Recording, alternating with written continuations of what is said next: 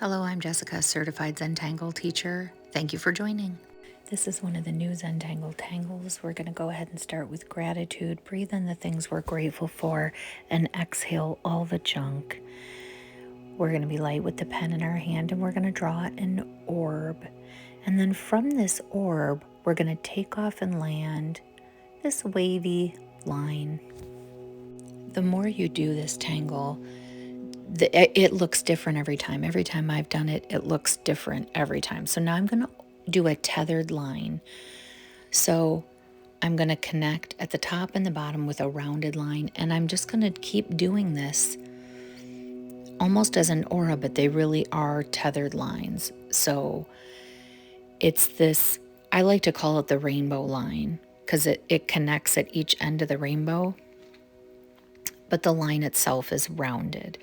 So you just keep doing this until it looks the way you want it. You can start your tethered lines earlier. You can end them earlier, let them go longer. Now you'll see I'll stop this one a little shorter, and then I'll start the next one and have this one end a little bit shorter, but you do what feels good for you. This is completely about you. Now, what I love about this tangle is look at all these spaces for tangles. This is just an open canvas for sure. So now we're going to go to this section underneath the orb that's empty, and we're going to bring down another curved line right to that first curved line that we drew. And we're just going to keep doing that each time, starting a little bit lower and just going down. And this is it. And the name of this tangle is called Auragin because it's a lot of auras and it's just a beautiful tangle. So I'm going to show you a little bit of shading. And remember, shading, there's no light source in the Zentangle method, so there's no right or wrong. You can shade wherever you want to. I'm just showing a few little places, and then I'm going to show you the one that I completed when I was at the Zentangle conference so you can see what that looked like. But I just do a little bit on each line, and then I take a tortillon, which is wrapped paper, and it's used to blend the graphite. Now, the pens I tend to use most in my tangles right now are Grabby, and you can find those. There'll be a link in the description to a link tree, and just go to the section marked Grabby. If you are interested in any of the other pens I use or tools, you can go to my Amazon affiliate link and go to the list of tangle supplies I use, and you'll find those there. And so this is kind of what I did with this. I have a lot that I'll add to this tangle, so I just wanted to show you the basic brand new tangle from the Zentangle conference called Auragin. And then I'll show you what what I did during the conference when I learned. I didn't get very far because in these conferences, I love to really take my time and enjoy what I'm doing and know that the tangle's not going anywhere. I can bring it home and do more once I get home.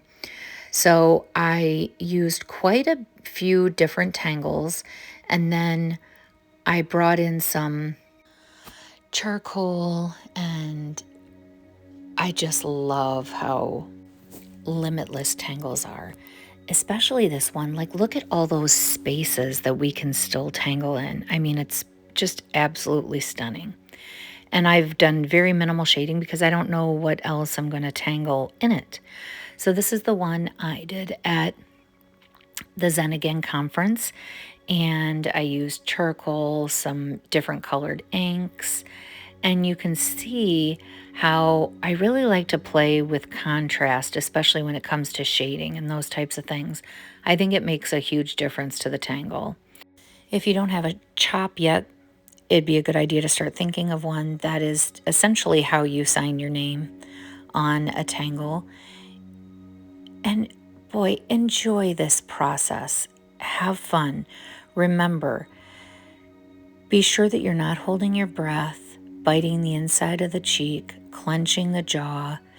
If you noticed hand or wrist pain, are you gripping the pen too tight? Are you pushing down too hard with the pen? For me, it's all about the journey to the end of the tangle, and then a tangle is the bonus at the end. So constantly be checking in with yourself while you're tangling. Be sure to subscribe if you haven't subscribed. And again, I'll have a link in the description of all the items I use. The intention stones that you see there are in my Etsy shop. So take a look at everything. And I can't wait to see in the comments what other tangles you put with this and what you think of this tangle. So be sure to put some comments in, let me know. And again, don't forget to subscribe, and thank you so much. And make sure that you're always taking time out for you. Have a great day.